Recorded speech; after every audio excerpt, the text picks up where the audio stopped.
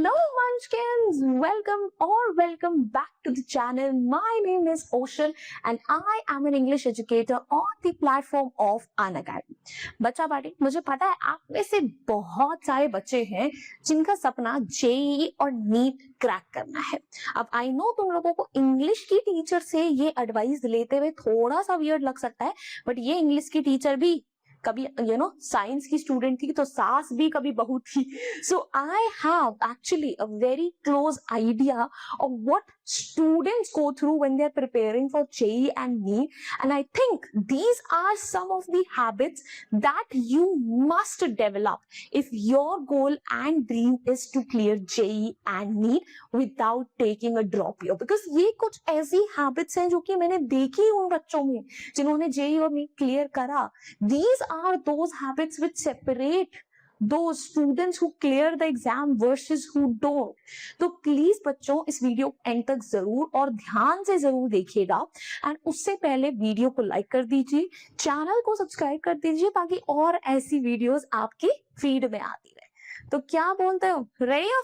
Let's get started. Now the very first thing, strong conceptual clarity.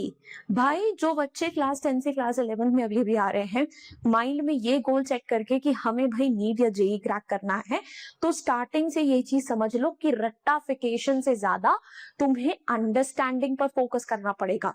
और सिर्फ advance level की चीजें नहीं, पर बेसिक्स भी जो कि एनसीईआरटी से शुरू होते हैं. तो केमिस्ट्री, फिजिक्स, मैथ, बायोलॉजी, इनका क्लियर फाउंडेशन क्लास 11th में डेवलप करना जरूरी है.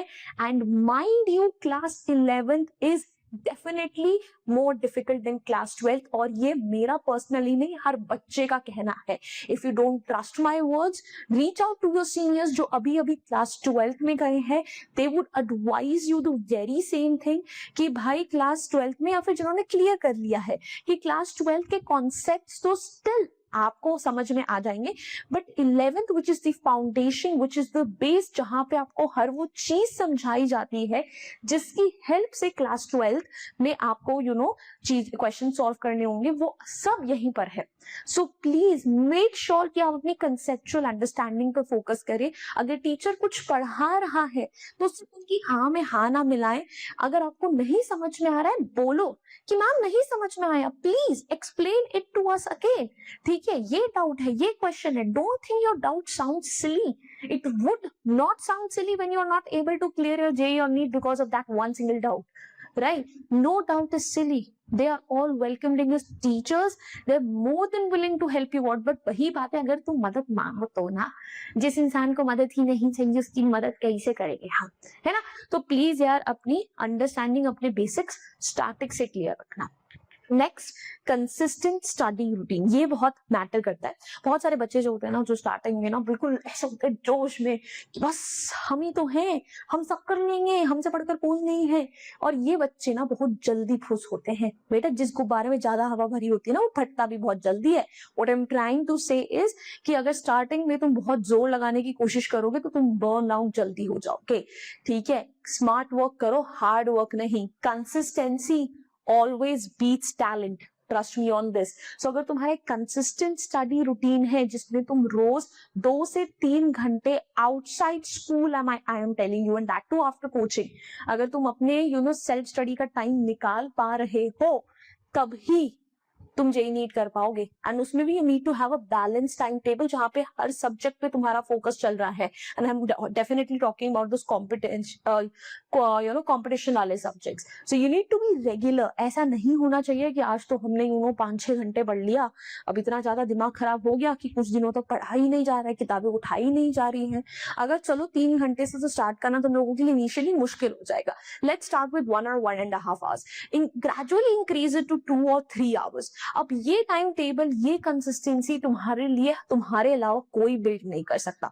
तुम्हें देखना पड़ेगा कि अच्छा यहाँ पर मैं टाइम निकाल सकता हूँ, यहाँ पर मैं टाइम सेव कर सकता हूँ, जो फ्री पीरियड्स है उसमें मैं अपना होमवर्क कंप्लीट कर सकता हूँ. ये तिगड़में तुम्हें निकालनी पड़ेंगी कि मैं लेट नाइट, अर्ली मॉर्निंग, किस टाइम पे अपना काम जो है अच्छे से कंप्लीट कर लूं ताकि मेरे पास सेल्फ स्टडी का भी पूरा टाइम रहे. तो प्लीज ये हैबिट स्टार्टिंग से मेंटेन करके चलो. In the long run it's really going to help you a lot. Then moving on, smart note making. बेटा नोट्स बहुत बहुत बहुत ज्यादा जरूरी हैं। जब तुम अपना रिवीजन कर रहे होते हो उस टाइम पे एनसीईआरटी रेफरेंस बुक्स कुछ काम नहीं आता, तुम्हारे नोट्स होते हैं which are most handy to you, जो तुम्हें हर चीज को रिवाइज करने में हेल्प करते हैं। तो हर चीज के कंसाइज नोट्स बनाओ, उसमें फॉर्मूलाज, की रिएक्शंस, डायग्राम्स, शॉर्टकट्स सब होने चाहिए and make it a point two revise them on a regular basis. जो चीजें तुम्हें पता है कि यार ये तो तुम्हें काम आनी है, या दिस इज समथिंग ठीक है जिसको बार बार पढ़ने की जरूरत पड़ेगी, सो उनके ना एक एक स्लिप बना दो, एक एक पेज पे ना उनको कहीं चिपका दो, अपनी अलमारी पे, अपनी स्टडी टेबल पे, वेरी ऑफन सिट और समथिंग जहां पे तुम्हारी अक्सर नजर पड़ती रहती हो, बिकॉज उन चीजों को तुम जितनी बार देखोगे तुम्हारा एक पैसिव रिविजन दिमाग में चलता रहेगा। ये अच्छा ठीक है, इसका फॉर्मूला ये है, इससे रिएक्शन ये है, इससे ये चेन रिएक्शन होता है, ऑल ऑफ दो स्टफ्स, राइट। वो एक पैसिव रिविजन चलता रहेगा तो तुम्हें एक्टिवली उन चीजों के लिए इतना टाइम निकालने की जरूरत नहीं पड़ेगी। और तुम्हारे जब नोट्स बनने स्टार्ट होंगे ना उसमें भी देखना तुम्हारी मल्टीपल कॉपीज बनेगी। मुझे आज तक याद है कि मेरे मैथ के 7 रजिस्टर्स थे, 7 इतने मोटे मोटे रजिस्टर्स जो सिर्फ मैंने ट्यूशंस में खत्म करे थे। सो मैं हर एक जहां पर मुझे पता था कि एग्जाम टाइम में यहाँ पर फॉर्मूला लिखा है, ये लिखा है, अब कहाँ पन्ने पलट पलट के ढूंढती रहूंगी इन 7 रजिस्टर में, तो there was a specific proper index for every register कि इसमें ये टॉपिक्स हुए हैं, एंड फिर मैं स्टिकी नोट्स की मदद से उनको लगा के रखती थी। अच्छा ठीक है, इस पेज पे ये वाला है, इस पेज पे ये वाला है, बिकॉज आई न्यू कि कहाँ पर कौन सी इंपॉर्टेंट चीजें है। So that really really helps you during revising. आपका टाइम बहुत बचता है and class 11th and 12th में तो टाइम जो है पैसे से भी बढ़कर है, जहां तुम्हारा टाइम बच जाए। और भाई अगर तुम्हें नोट्स में इतनी मेहनत नहीं करनी है then I will give you the safest option, Unacademy के बैचेस ज्वाइन कर लो, बिकॉज हम लोग जो है तुम्हें सारे नोट्स प्रोवाइड करके देते हैं। मैं तो इंग्लिश के दूंगी, बाकी टीचर्स जो अपने रिस्पेक्टिव सब्जेक्ट्स के नोट्स देंगे।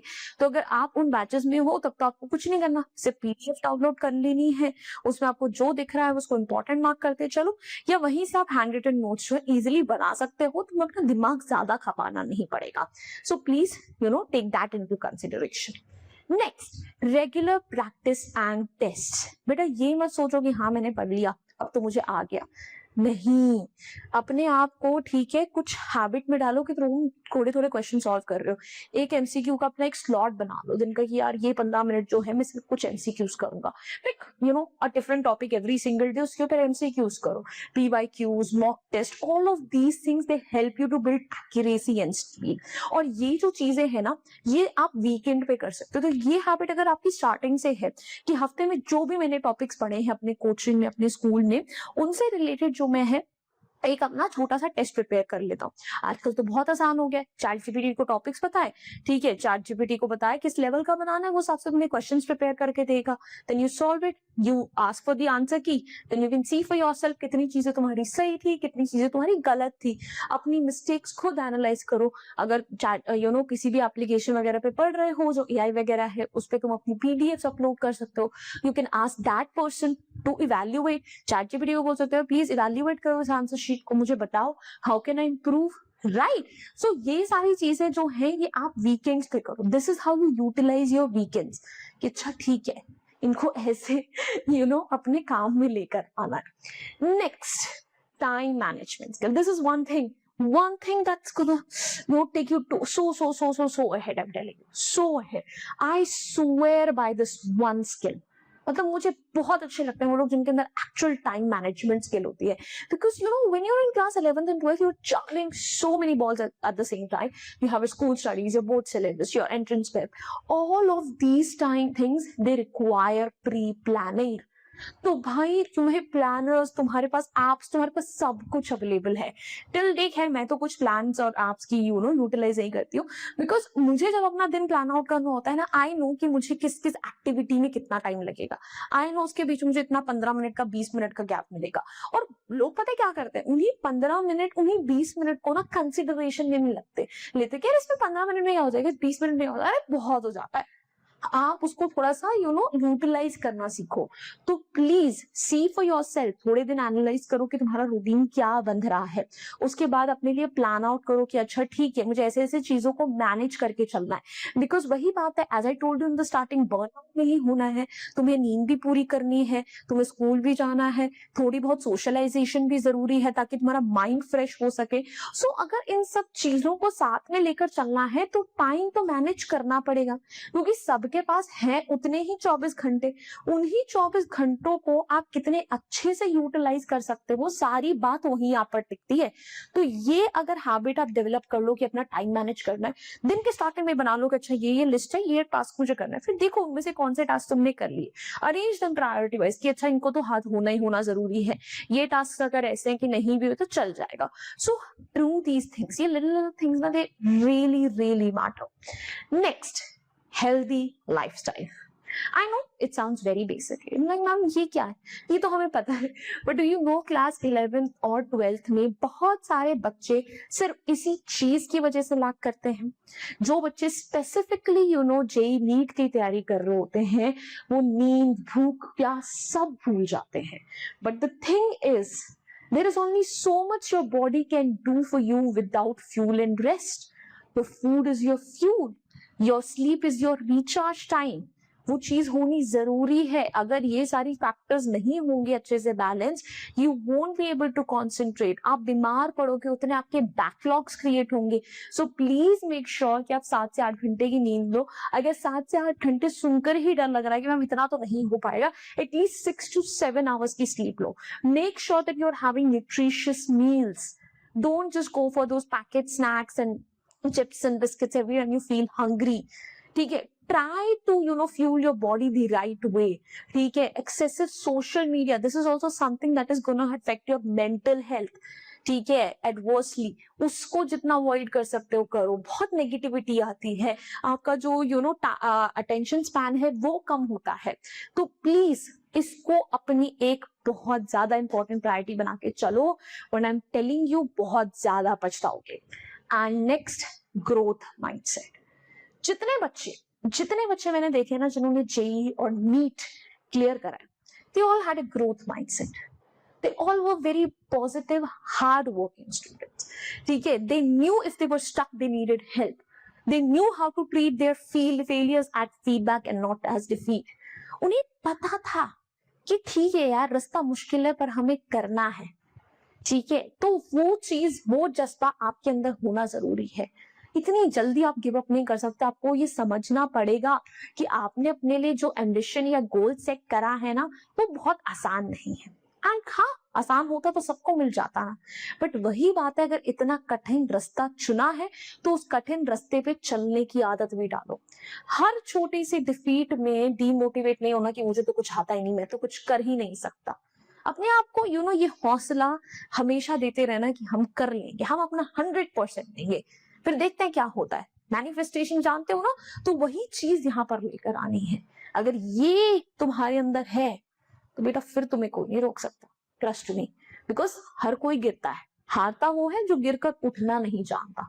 और यू डिसाइड तुम किस कैटेगरी के बच्चे हो, जो गिरकर बैठ जाएगा या जो गिरकर उठेगा, धूल झाड़ेगा और आगे बढ़ जाएगा। You see for yourself. But yeah, that's all from my side. These were some of the habits which I found very very crucial in those students जिन्हें जेई नीट क्लियर करना है। ठीक है, अब जेई नीट के साथ साथ English भी तो पढ़ोगे, किससे पढ़ोगे? ओशन मैम से पढ़ोगे, राइट? तो देखो, करना कुछ नहीं है, एप्लीकेशन डाउनलोड करो, ओशन मैम को फॉलो करो, बहुत सारी फ्री क्लासेस लेती हैं ओशन मैम वहां पर। ठीक है, वहां पे नोट्स, पीडीएफ सब मिल जाएगा। So go ahead and do it. And yes, अगर वीडियो अच्छी लगी, हेल्पफुल लगी, जाओ, hit the like button, share it with your friends, and do not forget to subscribe to our channel. I will see you guys next time. Until then, bye bye. Hasta la vista. फिर मिलेंगे बढ़ते बढ़ते। Bye guys.